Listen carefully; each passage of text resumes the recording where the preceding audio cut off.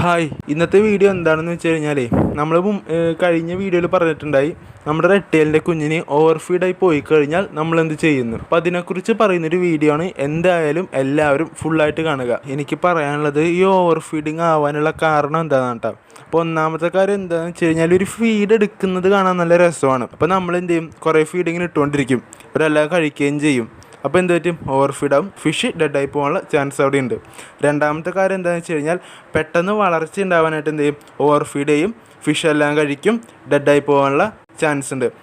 മെയിനായിട്ട് നമ്മൾ ചെയ്യേണ്ട കാര്യം എന്താണെന്ന് വെച്ച് കഴിഞ്ഞാൽ ഓവർ ഫീഡ് ചെയ്യാണ്ടിരിക്കാൻ മാക്സിമം നോക്കുക. ഓക്കെ, എനിക്കതാണ് ആദ്യം പറയാനുള്ളത്. ഇനി എങ്ങാനും ഓവർ ഫീഡായി പോയിന്ന് നിങ്ങൾ വെച്ചോ, അപ്പോൾ നിങ്ങൾ ആദ്യം തന്നെ ചെയ്യേണ്ടത് എന്താണെന്ന് വെച്ച് കഴിഞ്ഞാൽ നമ്മുടെ ടാങ്കിനകത്ത് ഓക്സിജൻ്റെ അളവില്ലേ അത് സ്റ്റേബിൾ ആണെന്ന് ഉറപ്പുവരുത്തുക. കാരണം ഈ ഓവർ ഫീഡായി പോയതിന് ശേഷം മിക്ക മീനുകളും നല്ലതുപോലെ തന്നെ എന്ത് ചെയ്യും, ഓക്സിജൻ എടുക്കാറുണ്ട് കേട്ടോ.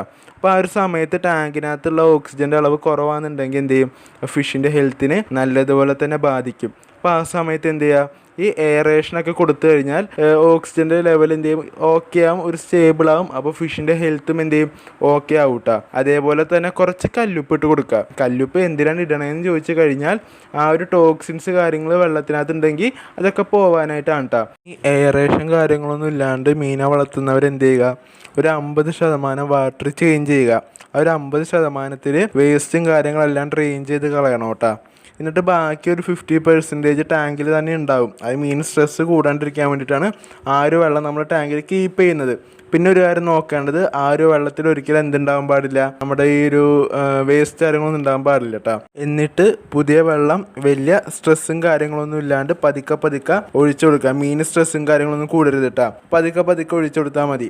ഓക്കെ, വെള്ളമൊക്കെ ഒഴിച്ചു കൊടുത്തതിന് ശേഷം എന്ത് ചെയ്യുക, കുറച്ച് കല്ലുപ്പും കൂടി ആഡ് ചെയ്ത് കൊടുക്കുക. ഇത്രയും കാര്യങ്ങൾ ചെയ്തിട്ട് അടുത്ത ദിവസം ഞാൻ ടാങ്ക് തുറന്നു നോക്കിയപ്പോൾ അവന് കുഴപ്പങ്ങളൊന്നും ഉണ്ടായില്ല കേട്ടോ. അവൻ ഹാപ്പി ആയിരുന്നു. അവൻ ഫീഡൊക്കെ എടുക്കുന്നുണ്ടോ എന്ന് വെച്ച് കഴിഞ്ഞാൽ ഫീഡൊന്നും ഞാൻ കൊടുത്തിട്ടുണ്ടായില്ല. അവൻ ഹാപ്പി ആയിരുന്നു, അവൻ ഓക്കെ ആയിരുന്നു, സ്ട്രെസ്സും കാര്യങ്ങളൊക്കെ കുറവായിരുന്നിട്ടാ. പിന്നെ എനിക്ക് പറയാനുള്ളത് കുറച്ച് ഇമ്പോർട്ടൻ്റ് കാര്യമുണ്ട്. എന്താണെന്ന് വെച്ച് കഴിഞ്ഞാൽ ഒരിക്കലും മഴ ഡയറക്റ്റ് കൊള്ളരുത് കേട്ടോ. അപ്പോൾ മഴ കൊള്ളാത്ത സ്പേസിൽ ടാങ്ക് സെറ്റ് ചെയ്യാൻ നോക്കുക.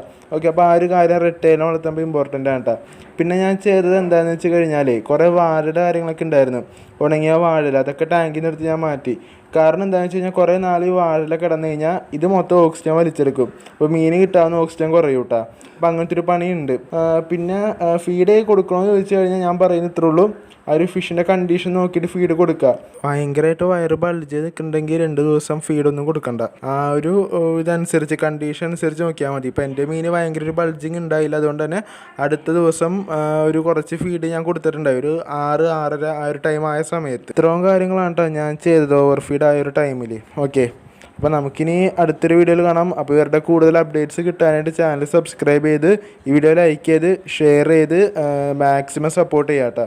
അപ്പോൾ നമുക്ക് അടുത്തൊരു വീഡിയോയിൽ കാണാം. Thank you.